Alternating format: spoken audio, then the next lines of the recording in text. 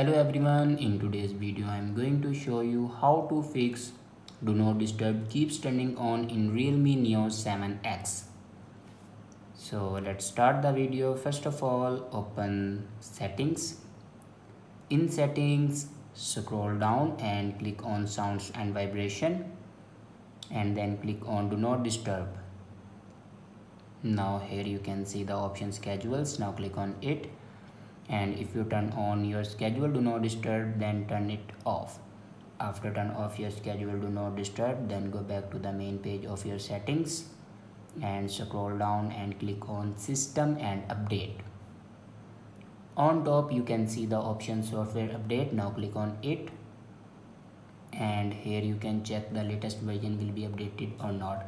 If it doesn't update to latest version, then update it to latest version. After update a latest version, then go back and click on backup and reset. Now click on reset phone and then click on erase reset all data. Now here enter your password to reset all your data. After reset all the data, your problem will be fixed.